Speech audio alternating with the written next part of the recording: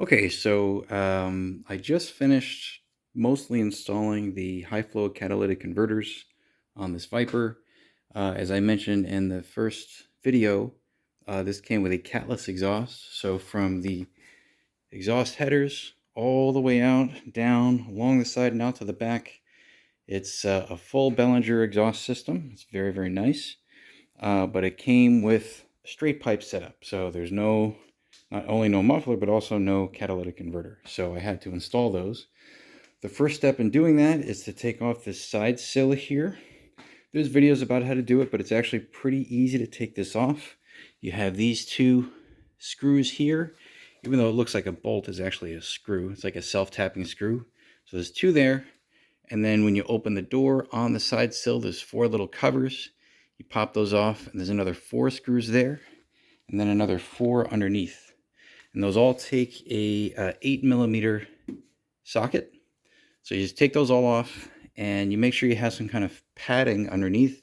I have foam pads, like those foam sort of yoga mat type things. I'll just show you an example over here. Like these 2-foot by 2-foot foam pads, these work really nice. So you just put that under the car, and this whole thing slides out. There's a slot just under this, running the whole length of the side sill, where that sill slides out. And I'll just show you the sill on the other side. It's this part here that mounts inside that slot, and it just pops right out. Now, if you haven't done this in a while, or if your Viper hasn't had this done in a while, then it might be a little stuck, because some dirt can get in there and kind of jam it up. But sure enough, if you take out those 4, 8, 10 screws, there's nothing else holding it in. So you just got to shimmy it a little bit, and eventually it'll come out. And then that will expose, if I go to the other side, you can see it'll expose all of this. Okay, so here I have the cat installed. I also have it done on the other side. So this installation is essentially done. I just got to put the side sill back on. I figured before doing that, I'd make this video. So part of the challenge here is removing the old pipe. And, I don't know when this exhaust was installed, but sure enough, at the actual joint, or the part of the pipe where one pipe connects to the other pipe, you have a little bit of an expansion on the pipe on this side, and this pipe just kind of slots in. And, that can get rusty, and then it'll seize up. So then how do you pull the pipe out after that's, when that's already seized up? Well, the first thing you got to do is undo the clamps. So these clamps take a 15mm socket. And of course, you have to loosen up the J-pipe along the flange. Now this particular setup here is, again, it's a full Belanger setup. So this J-pipe only goes out to here, and there's a 3-bolt flange that hooks up to the header.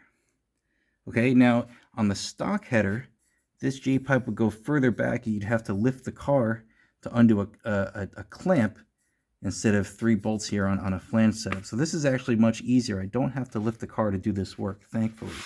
But anyway, you loosen these, and these require 14mm wrenches. So it depends on which one you're trying to loosen. Like the bottom one, you got to get two 14mm just wrenches and just do it by hand, bit by bit. And then on the top ones here, if you have like a curved wrench, you can get in behind and attach to the bolt that's a 14mm head as well, and sort of hold that down, and then take a socket wrench and undo these two here. It's kind of the same thing on the other side. This is a bit of work. So once you do that, this loosens up, and then you undo these clamps, especially this one here, because you're trying to get the old pipe out.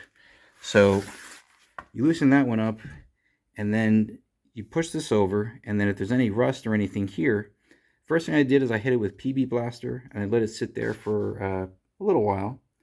And then I hit it with WD-40 and let that sit for a bit. And then what I did is, there was a clamp here. I loosened the clamp, and I just rotated it out. So this part here is facing out this way.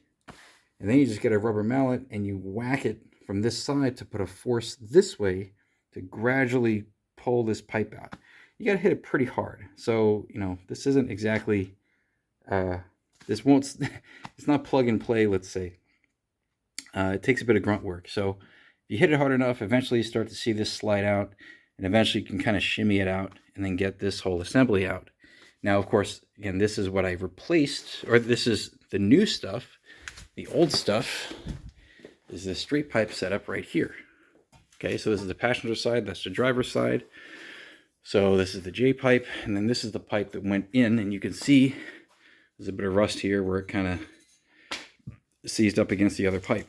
So once you get that pipe out, then you want to clean up the inside of the other pipe to just try to make it as easy as possible to slot the other pipe in. And the thing is, when I got this setup, it basically comes with this J pipe, the high flow cat, and another pipe here.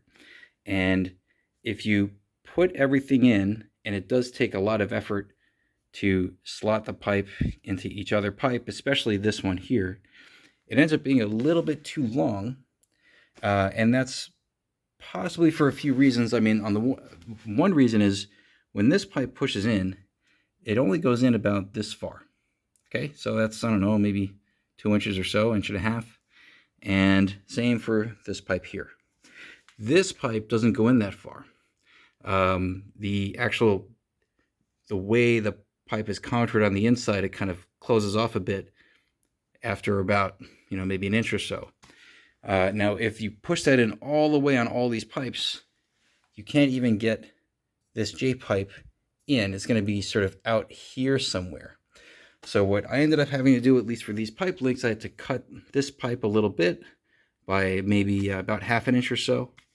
And then I also had to cut this J pipe a little bit by maybe about 1/8 of an inch or so. Or 3, actually, no, not 1/8. Maybe closer to like 1/4 inch, 3/8. And that got the total length down to the point where when I put everything in, I can get these holes to line up between the J pipe and the header. And you do have to be careful if you are going to cut the pipe to make sure that you still get full insertion of the pipe, because there's these little slots here. There's one slot here that you can see, right? And there's another one on the other side. Same for this pipe here. There's one right up there and one on the bottom. You want to make sure the pipe goes far enough in so that it extends beyond the end of that slot. Otherwise, you'll have exhaust coming out of that little hole. You don't want that. So just be careful with how much you have to cut the pipe. If you do, in this particular instance, I had to cut it just a little bit on both sides. And then everything fits in just fine. Now, the thing is, to put this in, you need some movement here on this part of the pipe here. So what you have to do is go here, and you see this little assembly here. There's 2 bolts. There's one over here. There's one over here on the other side, one there. There's one there. Those take a 13mm socket, and you loosen those, and that'll allow this to drop. And you need that to drop so you can fit all this in and then route this flange here sort of inside all of this to sort of fit in here and then mate to the header. And you have to do that while all these things are kind of rotating, right? You don't have the clamps tightened down yet, so these things can still kind of move around a little bit. But as you slot the pipe in deeper and deeper, it's not going to be able to rotate. So there's this game you're playing with, just trying to get everything all slotted in, and also trying to rotate the J pipe while fitting it inside this opening. Okay, so not fun, but it's very doable. It is a lot easier than trying to weld a pipe or anything like that. So that's all set. Is there anything else I wanted to mention about this?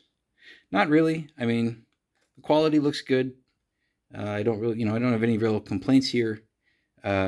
Just, you may have to cut a little bit of the pipe to really make it fit on your car, and that may vary from car to car.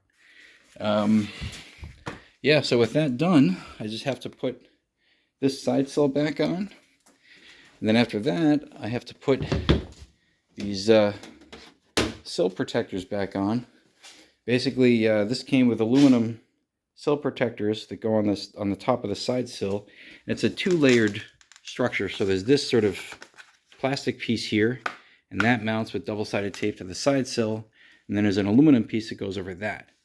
And I want to try to do it a little differently when I remount it. So the aluminum parts I have in the other room, trying to get all the gunk off of, like the double-sided tape gunk off of that. What I use to get tape gunk off of anything is turtle wax bug and tar remover.